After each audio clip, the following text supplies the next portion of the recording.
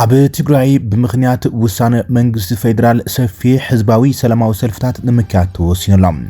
ኣብ ውሽጢ ትግራይ ዘለዉ ይኹኑ ካብ ትግራይ ወጻኢ ኣብ ሓራ መሬት ዝንቀሳቐሱም ነበርን ናይ ሕዝን ምምሕዳር ዞባ ደቡብ ትግራይ ተማሳሊ ውሳነ ኣመሓላሊፎምሎም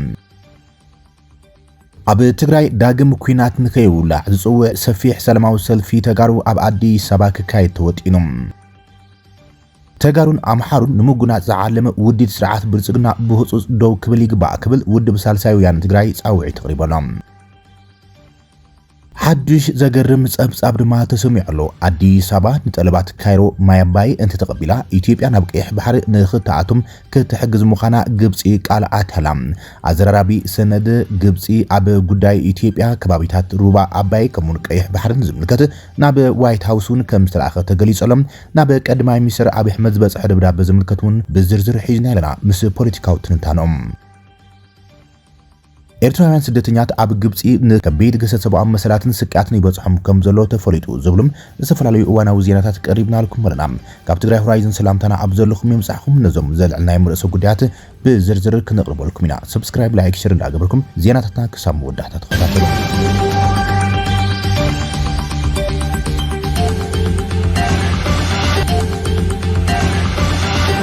ኣብ ትግራይ ሰላማዊ ሰልፊ ንምክያድ ተወሲኖሎም ኣብ ውሽጥን ሓራ መሬትን ዘለው ናይ ሕዝን ነባር ምምሕዳርን ዞባ ደቡብ ትግራይ ተማሳሊ ውሳነ ሓሊፎም ካቢኔ ምምሕዳር ዞባ ደቡብ ትግራይ ውሳነ ቤት ምክሪ ፌደሬሽን ብዝብል ብቦርድ መረፃ ኢትዮጵያን ዝወፀ መግለጺ ካልኣይ ዙር ወራር ንምጅማር ዝዓለመ ኣዋጅ ኩናት ይክብል ኮኒንዎም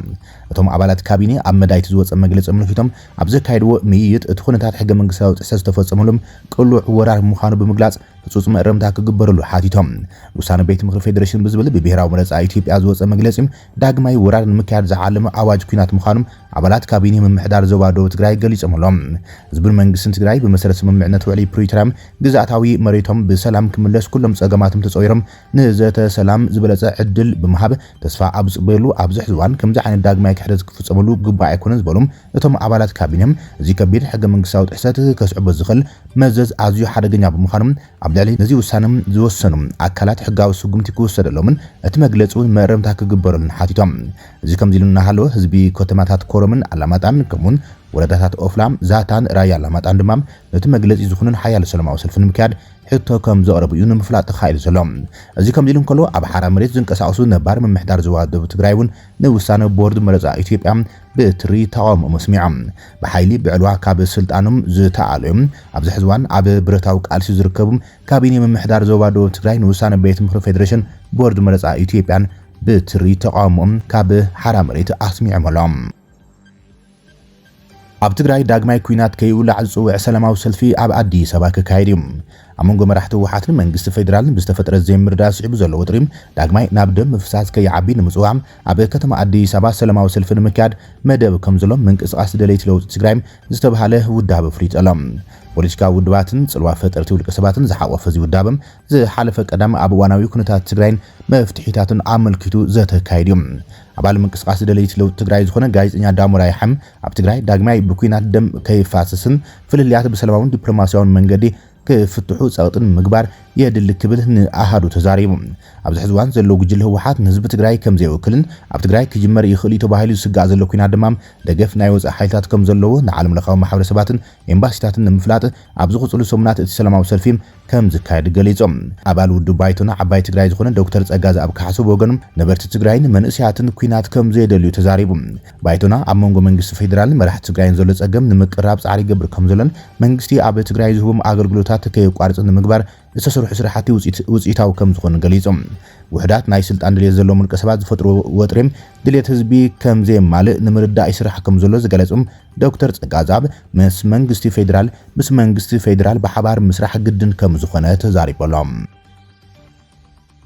ተጋሩን ኣምሓሩን ንምጉናት ዝዓለመ ውዲድ ስርዓት ብልጽግና ብህጹጽ ደው ክብል ሳወት ጻውዒት ተቕሪቦም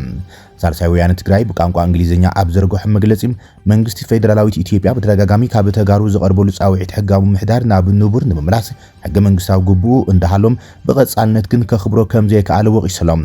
ኣብ ቅድምቲ ካብ ምዕራብ ትግራይ ብሓይሊ ዝተመዛበሉን ዝተነቀሉን ሚሊዮናት ተመዛበልቲ ተጋሩ ብቦርድ መረጻ ዝወፀም ውሳነ ባይቶ ፌደሬሽን ተባሂሉ ዝተዘርግሐ መግለጺ ብቐጥታ ምስ ሕገ መንግስቲ ፌደራል ዝጻረር ዝተጎበጡ ሕገ መንግስታዊ ኣፍልጦ ዘሎም ግዛኣታት ምዕራብ ትግራይ ጸለምትን ክፋላት ደቡብ ትግራይን ካብ ሕጋዊ ምምሕዳር ትግራይ ዘወግድ ሓደገኛ ሽርሕ ምዃኑ ገሊጾሎም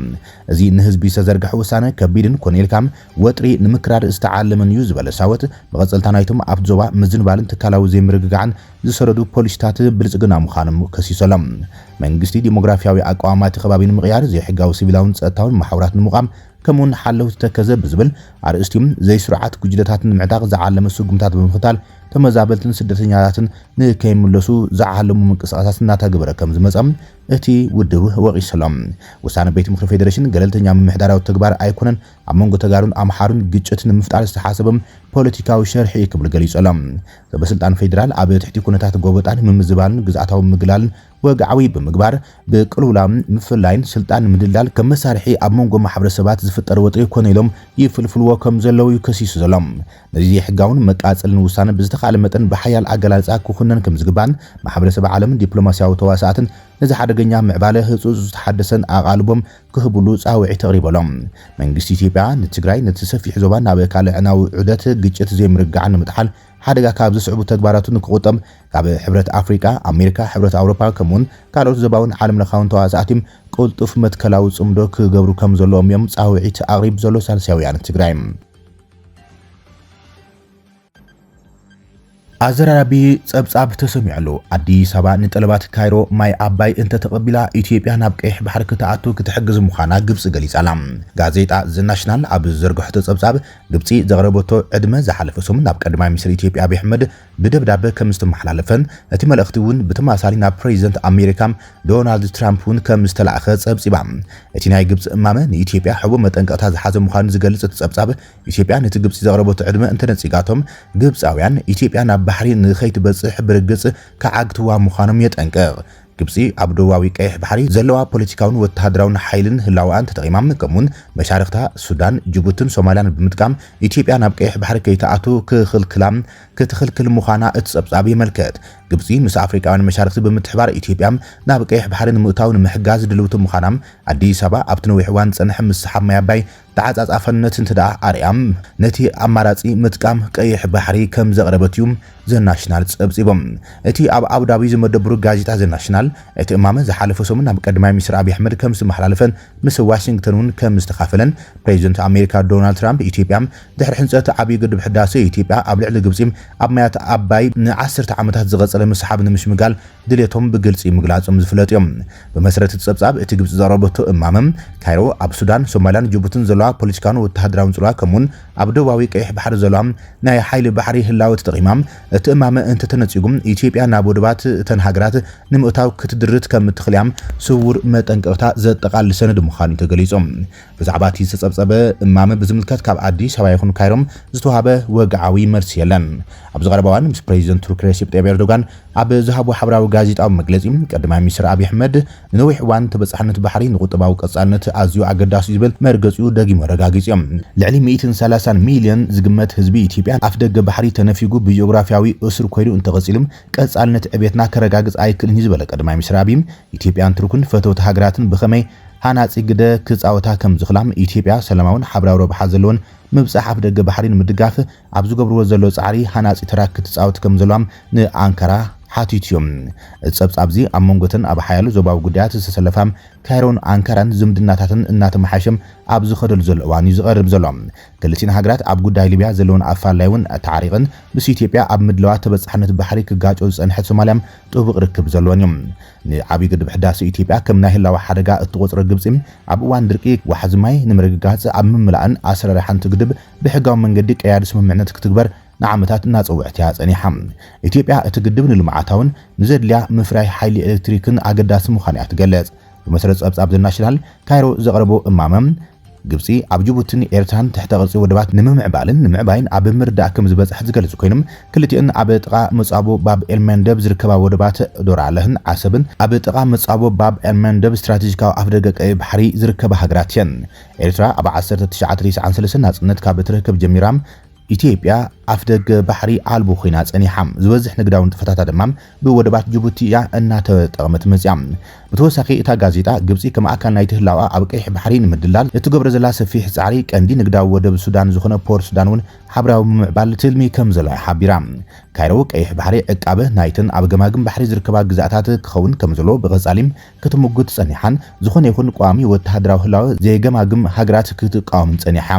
ግብጺ ጎና ጎኒ ሶማልያን ቱርክን ኣብ 2024 ኣብ መንጎ ኢትዮጵያን ሶማሊላንድን ዝበጽሐ መዘክር ምርዳም ኣዲስ ኣበባ ናብ 20 ኪሎ ሜትር ዝርጋሕ ገማግም ባሕሪ ንኽትጥቀም ዘኽእል ስምምዕነት ገይራ ነይራ ሃርጌሳ። ግብጺ ምስ ኤርትራ እውን ብተዛማዲም ጥቡቕ ዝበሃል ዝምድና ዘለዋ ኮይና ብፍላይ ኣንጻር ኢትዮጵያ ኣብ ዝግበሩ መንቅስቓሳት ንኤርትራ እትድግፎም ሓይልታት እውን ብምስላፍ ኣንጻር ሰላምን ምርግጋዕን ኢትዮጵያ ትሰርሕላ ብምባል ብሰበስልጣናት ኢትዮጵያ እናተኸሰት እያ መጽያ። ግብጺ ንስትራቴጂካዊ ወደብ እቲ ዓይኒ ኢትዮጵያ ዘዕረፈሉን ታሪኻዊ ዋንነት ዝለዓልን ዘሎም ዓሰብ እውን ብስምምዕነት ካብ ኤርትራ ከም ዝተረከበት ዘመላኽቱም ዝተፈላለዩ ሓበሬታታት ዝወፁ ኮይኖም ነቲ ውድብ ዳግም ንምልማዕን ንኽትጥቀመሉን ድማ ብተኸታታሊ ሰበስልጣናትን ወተሃደራውያን ሓለፍትን ግብጺ ናብቲ ታሪኻዊ ወደብ ምብጻሕ ከም ዝገብሩ እዩ ዝግለጽ። እዚ ሓዱሽ እማመ ግብጺ ድማ ብወገን ኢትዮጵያ እንታይ ዓይነት ግብረ መልሲ ክወሃቦ እዩ ተጽቢት ዝግበረሉ እዮም። ግብጺ ንረብሓታት ባሕሪ ኢትዮጵያ ክትድግፍ ትኽእል እያ ኢላ ዘቕረበቶ መግለጺ ኣካታዕ ኮይኑ ቀፂሉ ኣሎ። ይኹን እምበር ነዚ ሓዱሽ ዝመስል መርገጺ ጥንክር ዝበሉ ዕፅዋት ኣማራጺታት ዝሓዘ ከም ዝኾነ ፖለቲከኛ ጀዋር መሕመድ ይገልጽ። ኢትዮጵያ ኣብ ቀረባ እዋን ግብጺ ምስ ጅቡቲ ዝፈረመቶ ወደብ ታጅራም ኣቢላ ናብ ባሕሪ ክትኣትያ። ኢትዮጵያ ኣብ ቀረባ እዋን ግብጺ ምስ ጅቡቲ ዝፈረመቶ ወደብ ታጅራ ኣቢላም ናብ ባሕሪ ንኽትኣቱ እተፍቅድን እዚ ማለት ድማ ኢትዮጵያ ብግብጺ እትቆጻጸር ወደብ ኣቢላም ናብ ባሕሪ ክትኣቱ እትኽእል ማለት እዮም። ካልኣይ ድማ ዝገደደ ንግብጺ ንረብሓ ባሕሪ ኢትዮጵያ ክትድግፍ ኢትዮጵያ ኣብ ሩባ ኣባይ ዘለዋ መርገጺ ምስ እተለስልስ ጥራ እዩ ዝብል። ኢትዮጵያ ነቲ ግድብ ምስ ግብጺ ማለት እውን ድሕነት ግድብ ዋሕዚ ማይ ወዘተ ብሓባር ንምምሕዳር እንተተሰማሚዓ ኢትዮጵያ ድሕሪ ደጊም ኣብ ተፋሰስ ኣባይ ግድብ ዝኾነ ይኹን ግድብ ከይትሰርሕ እንተተሰማሚዓ ዝብሉ ቀየድቲ ኣማራጺታት ብግብጺ ቀሪቡ ዘሎ። እዚ ናይ ሙስሊ ቅድመ ኩነት ግብጺ ኣብ ትሕቲ ኣብይ ብፍላይ ድማ ኣብ ዝሓለፈ ኣዋርሕ ክሳብ ክንደይ ዝኸሰረቶ ዓቕሚ ምድርዳር ዘርኢ እዩ ብምባል ነቐፊቱ ገሊጹ ዘሎ።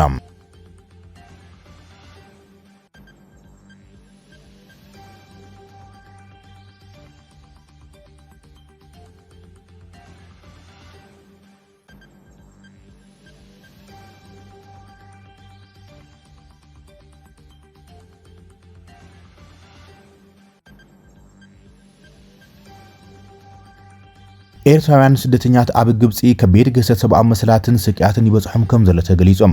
የመንግስታዊ ትካል ሁማን ራይትስ ኮንሰርን ኤርትራ ኣብ ዝርግሑ መግለጺ ካብ 10 ጥሪ 2026 ጀሚሮም ልዕሊ 3000 ኤርትራውያን ስደተኛት ኣብ ግብጺ ተኣሲሮም ከም ዘለዉ ኣፍሊጦም። እቲ ትካል ኣብቲ መግለጺ ኤርትራ ሓንቲ ካብተን ዓፋኒት ሃገራት ዓለምያ ድሩት ናይ ሓሳብካ ምግላጽ ናጽነት ዘለዋ ናጻ ምርጫ ዘይተኻይድላ ብዘይፍቃደኛ ማእሰርቲ ርእይቶኻ ክትገልጽ ዘይትኽእልላ ዕፁትን ምልካዊ ስርዓት ዘመሓድራ ሃገርን ያክብል ገሊጾም። ብዙሓት ዜጋት ድማ ካብዚ ስርዓት ንምህዳም ካብቲ ሃገር ይሃድሙ ከም ዘለዉ ይገሊጾም። ብመሰረት ጸብጻብ ላዕለዋይ ኮሚሽነር ስደተኛት ሕቡራት ሃገራት ኣብ መወዳእታ 2024 ኣብ መላእ ዓለም ስደተኛት ወይ ድማ ዕቑባ ዝሓተቱ ኤርትራውያን በዝሖም ልዕሊ 663,000 በፂሑ ነይሮም። ሓንቲ ኤርትራዊት ስደተኛ ጓል ኣንስተይቲ ምስ ክልተ ደቃ ድሕሪ ምእሳርን ከም ዝሞታ ዘፍለጠ እቲ ኤርትራዊ ተሓላቒ ሰብኣዊ መሰላት ኤርትራውያን ደቂ ኣንስትዮ እውን ጸታዊ ዓመፅን ረስያን ይበጽሖን ከም ዘሎ ኣጠንቂቖሎም። ኣብዚ እዋን እዚ ብዙሓት ኤርትራውያን ኣብ ኣብያተ ማእሰርቲ ግብጺ ከም ዘለዉ ዘመለከተት መግለጺ እዞም ኤርትራውያን ብሓይሊ ናብ ሃገሮም ናይ ምምላስ ሓደጋም ከም ዘንጸላለዎም ድማ ኣጠንቂቖሎም። ስለዝኾነ ላዕለዋይ ኮሚሽነር ስደተኛት ሕቡራት ሃገራት ጣልቃ ብምእታዎም እዞም ኤርትራውያን ንኸይጥረዙ ጸዊዑ መንግስቲ ግብጺ እህጉራዊ ግዴታታቱ ክፍጽም ኣተሓሳሲቦሎም።